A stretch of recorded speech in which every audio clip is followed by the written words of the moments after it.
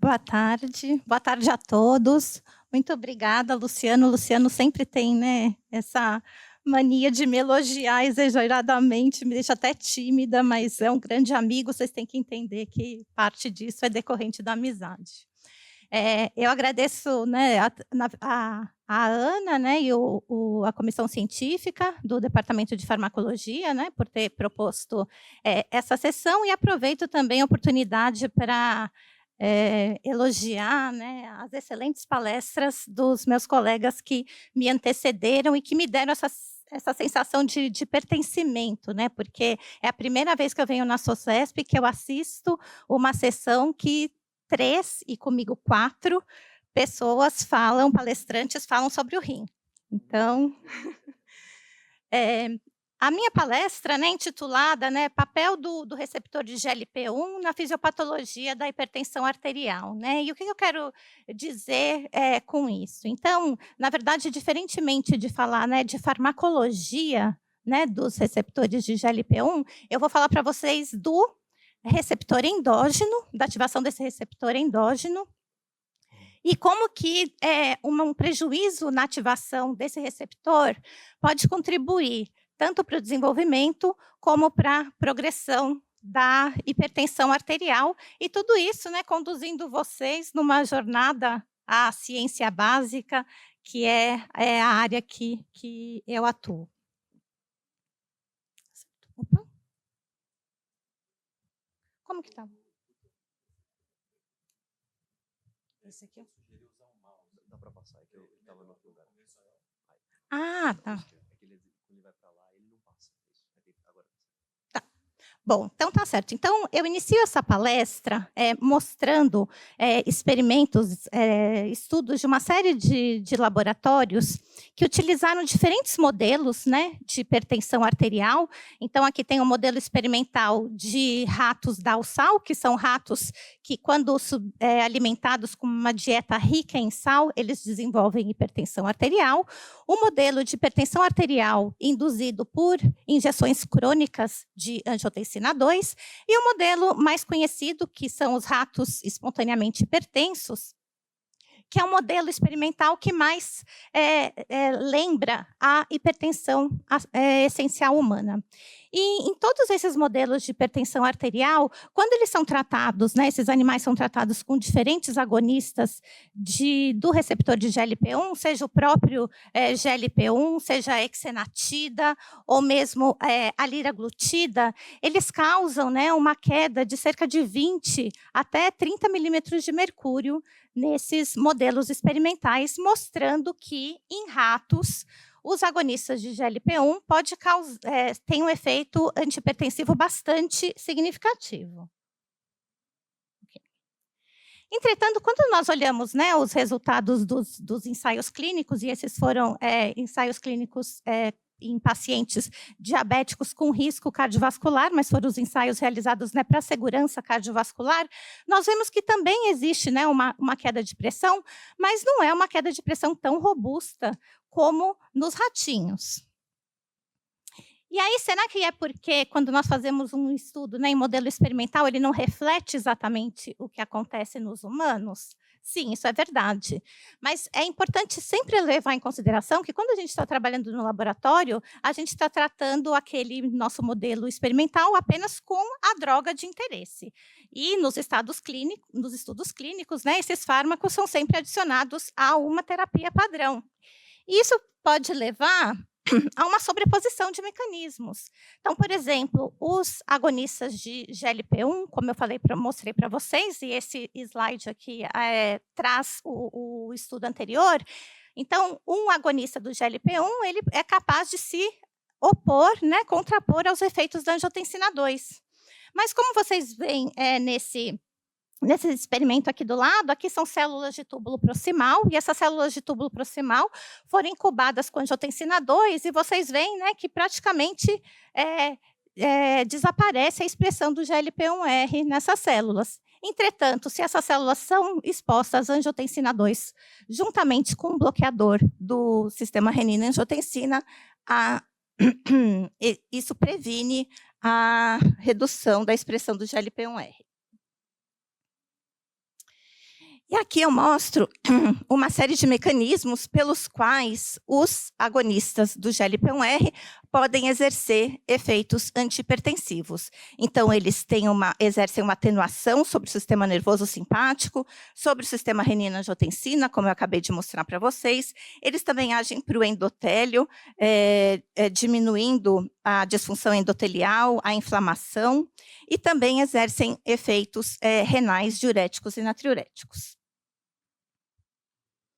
Mas a ideia aqui é falar sobre fisiopatologia, né? E da onde veio essa ideia? Então, eu volto um pouquinho na história, na época, né, do meu doutorado e do meu pós-doutorado, e desde então eu trabalho com uma proteína chamada NHE3. E o que esse NHE3 faz? Se vocês olharem aqui, né, esse esqueminha que eu fiz, esse esqueminha aqui do túbulo renal, um rim humano filtra o nosso sangue 60 vezes por dia. Isso equivale a uma filtração de 160 litros de sangue. No túbulo proximal, essa parte aqui, 120 litros desse fluido é reabsorvido. E 2/3 dessa reabsorção de água, sódio, cloreto e bicarbonato ocorre direta ou indiretamente via NHE3. Então, devido à importância desse transportador, né, no rim, o meu projeto de doutorado era identificar proteínas que associavam com esse transportador, para entender um pouco mais da regulação dele. E fazendo uma série de experimentos de abordagem bioquímica, eu encontrei que o NHE3 se associava fisicamente, então estava, né, ligado, nessa proteína chamada de dipeptidilpeptidase 4. E nós mostramos também que inibidores da dipeptidilpeptidase 4 inibiam a atividade do NHE3, então reduzindo a reabsorção de sal pelo túbulo renal. Então, a gente montou, né, essa hipótese, e a hipótese era a seguinte: a dipeptidilpeptidase 4, como o próprio nome diz, ela só é capaz de clivar um dipeptídeo, e o NHE3 tem 830 aminoácidos, então não era por essa via. Então, a hipótese era de que a inibição da DPP4, quer dizer, a DPP4 provavelmente estava clivando um peptídeo que inibia o NHE3. E o GLP-1 é o peptídeo mais conhecido da DPP4, então nós fizemos estudos tentando validar a hipótese de que o GLP-1 poderia inibir o NHE3. E foi exatamente isso que aconteceu. Então, quando a gente infunde GLP-1 num ratinho, aumenta o fluxo urinário, aumenta a excreção de sódio, e por meio, né, de uma análise de microperfusão estacionária, que a gente pode medir a atividade do NHE3, nós vimos que o NHE3, quando exposto ao GLP-1, ele é inibido, e essa inibição ocorre via aquela via de sinalização que a Carol mostrou para vocês, do AMP cíclico PKA. Ok, só que para complementar minha história, né, eu precisaria então mostrar que a inibição da DPP4 aumentaria a biodisponibilidade do GLP-1, que então levaria à inibição do NHE3 e, por consequência, aumento da diurese e natriurese. Entretanto, quando nós estávamos começando a trabalhar nesse projeto, um grupo utilizando um camundongo com nocaute para o GLP-1R mostrou que a administração de inibidores de DPP4 nesses camundongos era capaz de induzir diurese. Então, essa minha hipótese de que existia essa interação do NHE3 com o DPP4 e com o GLP-1 foi refutada. Como nós não tínhamos, né, esses camundongos com nocaute para GLP-1 aqui no Brasil, a nossa abordagem foi um pouco mais simples, foi utilizando uma abordagem farmacológica. Então, o que a gente pensou em fazer foi que a ideia era assim: se você infundir um camundongo com inibidor da DPP4 na presença de uma antagonista, tá? Eu vou falar bastante disso, do Exendin 9, ele é um antagonista do receptor de GLP-1R. Então, eu bloqueio o receptor de GLP-1R. Né? Então, se eu administrasse o inibidor da DPP4 com o receptor do GLP-1R bloqueado, não ia ter esse aumento de diurese e natriurese. Mas, como eu disse, o trabalho já tinha sido publicado. O que a gente faz? Desiste do projeto? Às vezes, sim. Mas o que foi interessante nesse caso? Quem trabalha comigo sabe que eu gosto de fazer um monte de controle, né? E um dos controles desse experimento era dar o bloqueador do GLP-1R sozinho. E o que aconteceu quando a gente deu o bloqueador do GLP-1R sozinho? O ratinho urinou menos do que o controle. Daí eu lembro que a minha aluna, eu falei, não, faz de novo, tá errado, faz de novo, tá errado. E ela fez várias vezes, inclusive comigo do lado, e realmente o camundongo o ratinho urinava mais. Então, nós desenhamos uma nova hipótese de que a ativação endógena do GLP-1R protege o organismo do excesso de sódio ingerido durante as refeições por propiciar um aumento da excreção urinária desse íon.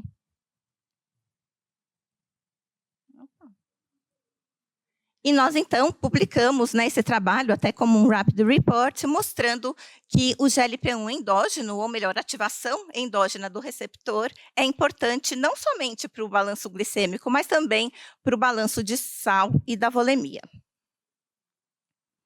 Então, o próximo passo foi ver, será que se a gente administrar esse antagonista para um rato hipertenso, a gente exacerba a pressão desse rato? E o que acontece se a gente administrar a Ixendina 9, que é o bloqueador do receptor de GLP-1R, para um ratinho normotenso? E o que vocês podem ver nesses gráficos é que, em ambos os casos, o bloqueio do GLP-1R endógeno eleva a pressão arterial. E essa elevação da pressão arterial, ela está associada tanto a uma maior ativação do NHE3, que aqui a gente mede a ativação do NHE3 utilizando um marcador, que é a serina 552 do NHE3, que ela é fosforilada pela PKA, ou seja, que é ativada pela via, né, do GLP-1R. Então, quanto menos fosforilado o NHE3, mais ativo ele está. E é exatamente isso que o bloqueio do GLP-1R confere. Além disso, é bastante interessante que o bloqueio do GLP-1R per se aumenta os níveis de angiotensina 2 no túbulo renal.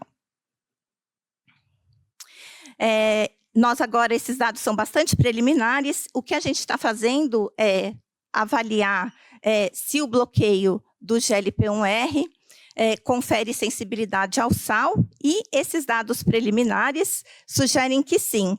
Como vocês podem ver nesse gráfico, aqui são ratos normotensos, alimentados com dieta pobre em sal, com os níveis normais de sal e com dieta alta em sal, e a pressão deles, né, ao longo desses 21 dias de tratamento, não varia muito. Já com o Exendin 9, com bloqueio do receptor de GLP-1R, a gente vê que um rato alimentado com uma dieta pobre em sal tem uma pressão menor do que o rato alimentado com a dieta normossódica, e o aumento do sal na dieta aumenta mais a pressão dos ratos que estão com o receptor de GLP-1R bloqueado. Outros estudos mostram que em leitos vasculares de ratos hipertensos há uma redução da expressão do GLP-1R. Isso também foi mostrado em artérias renais humanas, e há também uma menor responsividade de artérias, né, de ratos hipertensos ao GLP-1. Então, o efeito vasodilatador do GLP-1 não é observado em ratos hipertensos, ao passo que ele causa esse efeito em ratos normotensos. Esse trabalho ele é muito bonito, foi publicado em 2022 na Circulation Research, e os autores estavam buscando, né, encontrar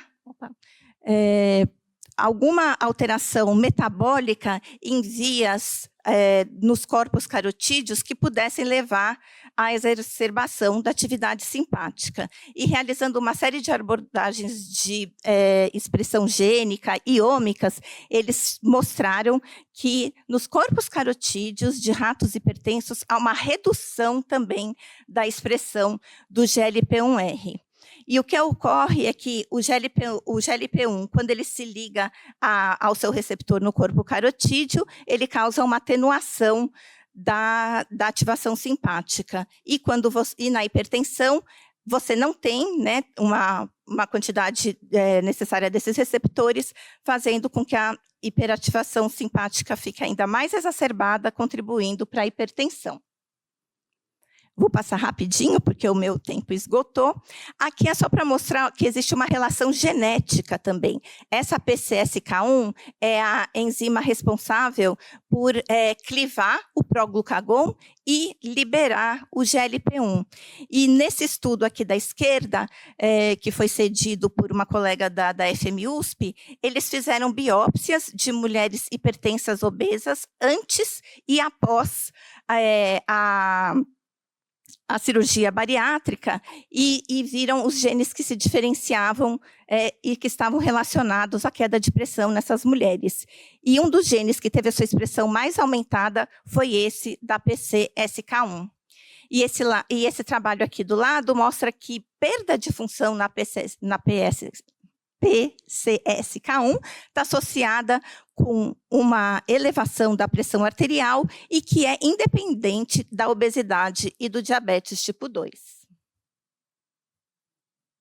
Então, para concluir, a redução da expressão do GLP-1R em leitos vasculares, bem como outras alterações que prejudiquem a ativação endógena desse receptor, podem desempenhar um papel importante na fisiopatologia da hipertensão arterial.